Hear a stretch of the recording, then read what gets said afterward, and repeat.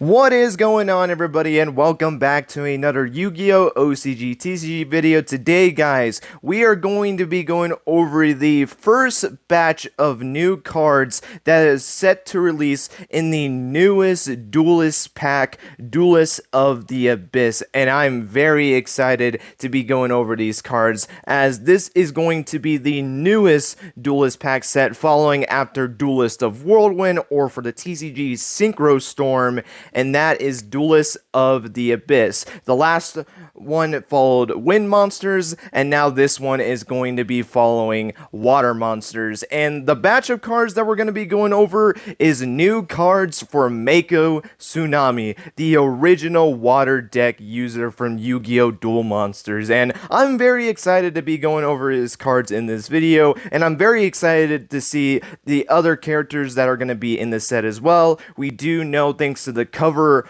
art for this new pack, we know that Shark, or if I should be more specific, Nash, is going to get new support in this set, but we do not know the other character that's going to be in this, which I'll talk about a little bit later and kind of give my opinion on who I think should be the final character that should get support in this newest Duelist pack. But this video is going to be focused on Mako Tsunami and his new cards in this newest Duelist pack. So, without further ado, let's not waste any more time and let's jump right into it.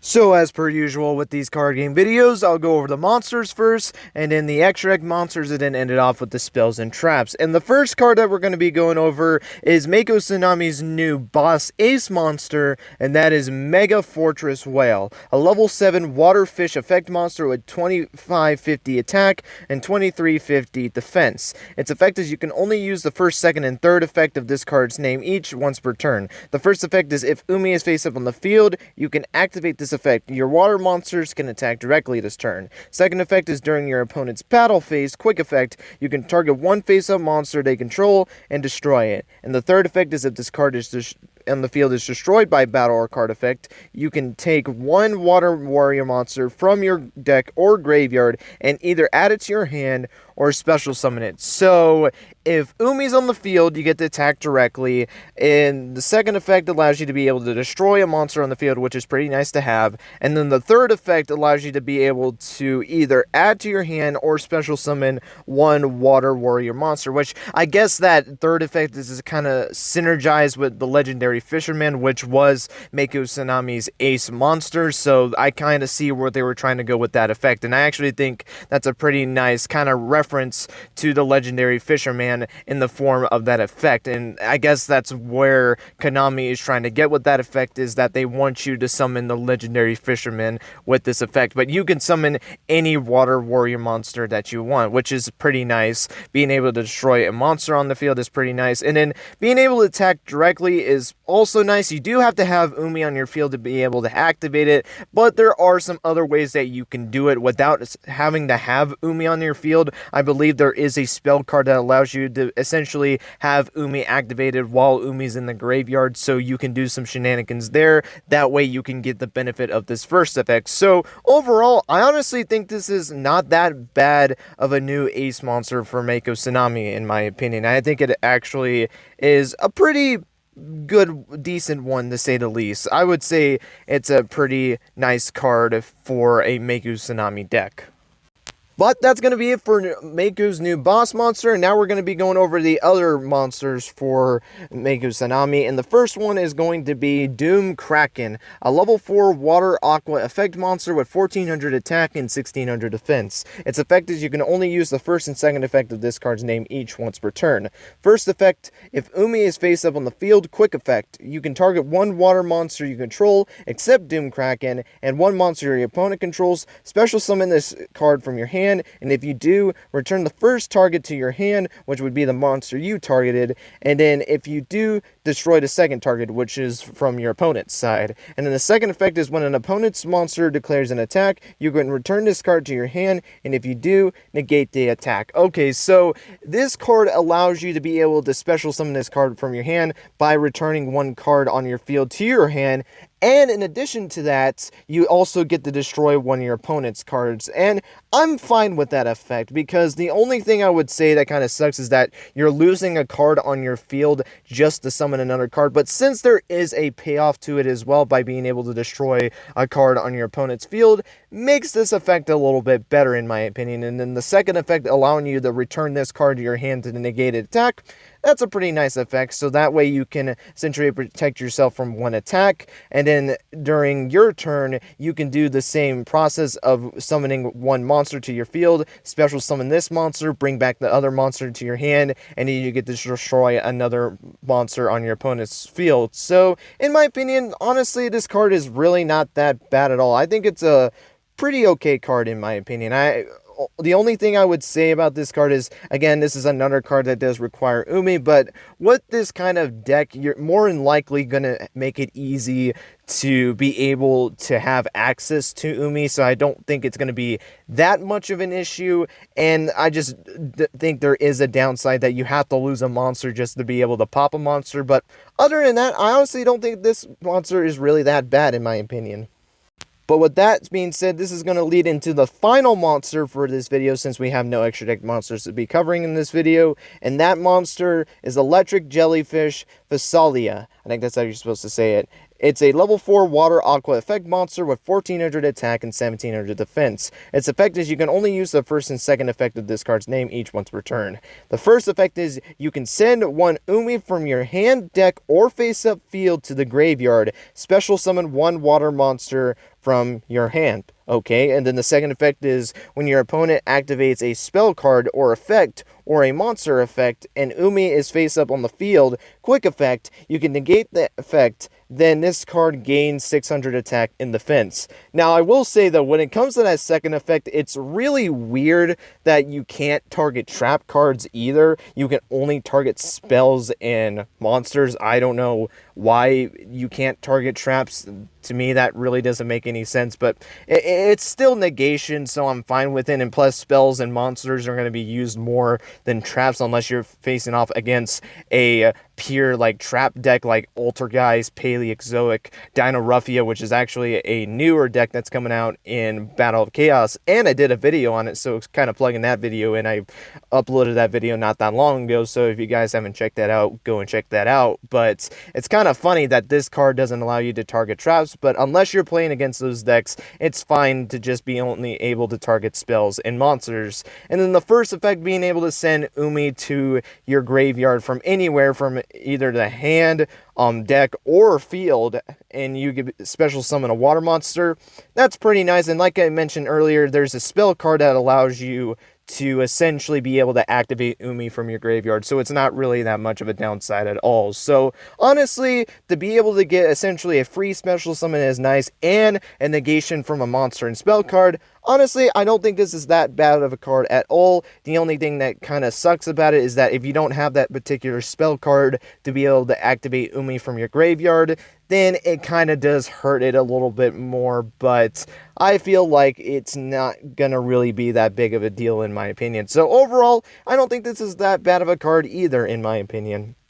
But with that being said, that's going to be it for the monsters, and we're going to jump into the spells and traps. And the first one we're going to be going over is Fish Sonar, a normal spell card with the effect of you can only activate one card with this card's name per turn. The effect is add one level 7 or lower monster that is a water normal monster, or specifically lists Umi in its text from your deck to your hand. Then if Umi is face up on the field, you can special summon one water normal monster from your deck. So this is essentially a searcher in your deck to be able to get access to your water monsters. But the one big issue that I have with this is that it really wants you to go after normal monsters and play normal monsters in your deck. And I understand, there are decks that do play normal monsters. I can think of like Magic Key, I think of Sue Ships. They have normal monsters in their deck, but the only exception that I make with those decks is that they really don't have a choice when it comes to it, because their key starters of the deck are normal monsters, and that's it.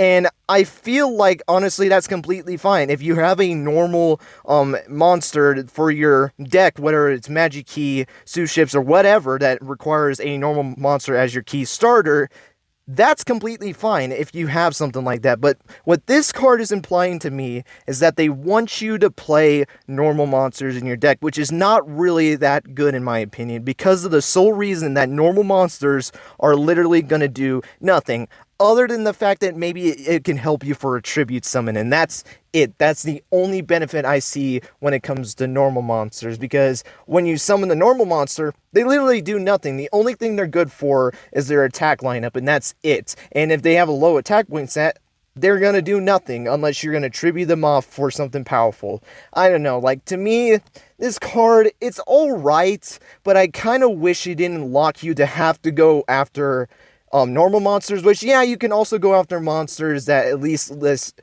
Umi in the card text, so you can go after something else, but I feel like there's no reason that had to kind of lock yourself into that if you want to get the benefit of this card.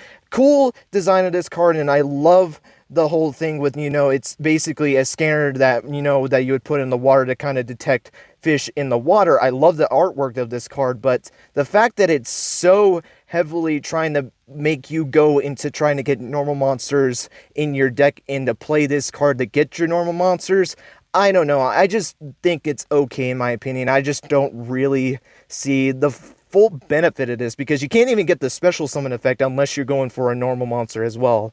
I don't know. I just think this card is just okay in my opinion. But with that being said, the next card that we're going to be going over is Celt 2. It's a continuous spell card with the effect of you can only use the third effect of this card's name once per turn. The first effect is this card's name becomes Umi while face up on the field or in the graveyard, which this is essentially how you're able to have your Umi access in the graveyard, which already like that right off the back, that you have a way to have Umi somewhere, whether it's on the field or graveyard. Already like the fact that that can happen. Its second effect is your opponent cannot target water monsters you control with the non-water monsters effects. Okay, so it gives some protection from monsters, but if they're a water-based deck, then you're kind of screwed. But hey, any protection is protection, so I'm down with that. And its third effect is at the start of the battle phase, you can special summon one monster that specifically lists Umi in the text, or one water normal monster from your hand or graveyard in defense position,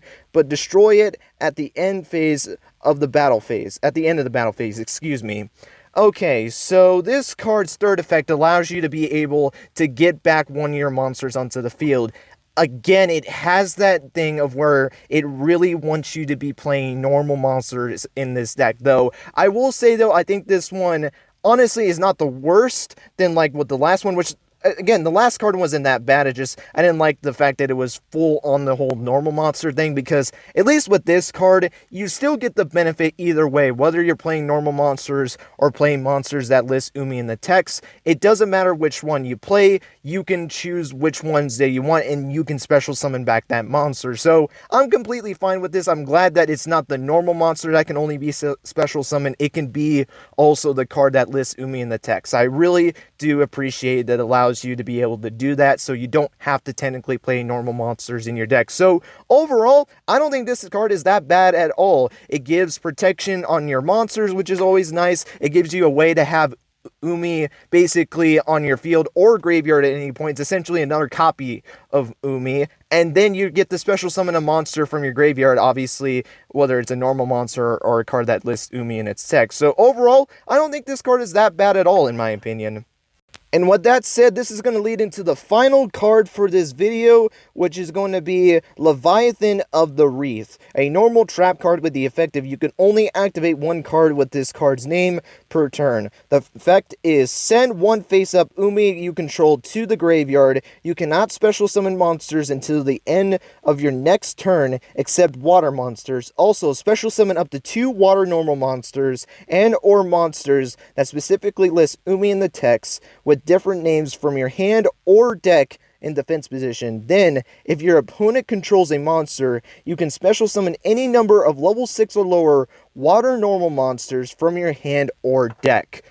Okay, so this is a pretty interesting card. So this is a card that can really make it to where you can get a whole bunch of monsters onto your field, which is nice, but just like the Sonar normal spell card, it really wants you to be playing normal monsters, which, again, I don't really know how to feel about this, though maybe with the fact that you're getting a whole bunch of normal monsters, and I guess you can apply this too with the normal spell card. Maybe you can use this for link fodder. I think that would probably be like the best situation you can do with this, is that you can summon a whole bunch of monsters thanks to this trap card, and then you can go into your link plays. I can really see that being the potential of what you want to go into, but again, it's that problem that you have to play a whole bunch of normal monsters in order to get the benefit of this card, because if you want to get the full value of this, you have to make sure that you have a normal monster, because if your opponent controls a monster, you get the special summon level 6 or lower water normal monsters from your hand or deck. So it's nice, and I think it could set up for link fodder, but again, I just don't like the fact that they really want you to be playing normal monsters. And I understand this is Mako Tsunami's deck. He was back in the Duel Monsters era when they were using a whole bunch of normal monsters. But this is 2021. We are not in a format where you're going to be summoning a whole bunch of normal monsters. That's just not how the game is anymore. So, although the card is nice and I can maybe see some potential with it, I just, again, do not like the fact that it really wants you to be playing normal monsters in this deck. And I don't like the fact, too, that second effect to be able to special summon level 6 or lower water normal monsters, I wish it also allowed you to target monsters with Umi in the text. I really would have loved that they added that in as well, but hey, you can't ask for everything. But with that being said, that's going to be the final card for the new Mako Tsunami cards. General thoughts on Mako Tsunami's new cards. I think they're pretty cool, honestly. He was a character that I was not really surprised whatsoever was going to get support in this set, and do I think this is a boost to his deck? Honestly, I really do think so. I think this is going to be a nice boost to anyone that wants to build like a Mako Tsunami like character deck in a sense. Now, do I think these cards are going to make Mako Tsunami's deck, competitive? Absolutely not. I really do not think that this is going to be a competitive deck, but I can honestly see this pretty good in a casual play. I really do believe that. I think the only thing I would say this support holds back on is the fact that it really wants you to be playing normal monsters. And that's why I think it's still going to be good in casual, because in casual play, having normal monsters is not the end of the world. If you're using normal monsters in the metagame today, you are going to be screwed. And yeah, we do play normal monsters, like I mentioned earlier with I know like when you play like the Psyframe Gamma, you have to play Psyframe Driver, which is a normal monster. So you do have to play some normal monsters depending on the deck, but to have most of your deck have more than one normal monster to be able to get full benefits out of the cards, I don't know, I feel like it's just not going to really help where the game state is for meta play, obviously. But I really am excited for this new support, and I'm excited to see who else is going to get new support. I mean, we know that Nash is going to get support because he is the cover card for this set, or he's the cover character, I should say, and then we know he's going to get a new Chaos Xyz Variant card, so that's pretty exciting. And it's very exciting to learn who the final character is, and it seems like a lot of people are going towards either Rio from Yu-Gi-Oh! Zexal, Aoi, or in her blue main state to be more precise with her Morensis cards, or Adrian Gecko with his Cloudians. If I had to choose who I want to be the final character, I either want Rio or Aoi. Those two I'd be happy with. Adrian Gecko and his Cloudians, honestly, I wouldn't really be interested in that if I'm going to be completely honest. To be honest, I don't even remember his Cloudian cards that well. I think he only used it one time, and it was against Manjomi, and that was it. But Aoi and Rio, I would be the most excited if those were the two characters that got the new support. But if I had to choose one, I would choose Aoi for two reasons. One, to kind of get a little bit more variety in the series, because the last set had two Arc 5 characters, so maybe it would be really beneficial if they didn't do two Zexal characters. Plus, honestly, I think it would be really cool for Aoi and her Morensis deck to get more support. I would really enjoy that, especially with my Cyberse biases, so I would be really excited if Aoi got new support in this newest Duelist pack, but I would be happy with Rio as well. But guys, that is going to be it for this OCG TCG video.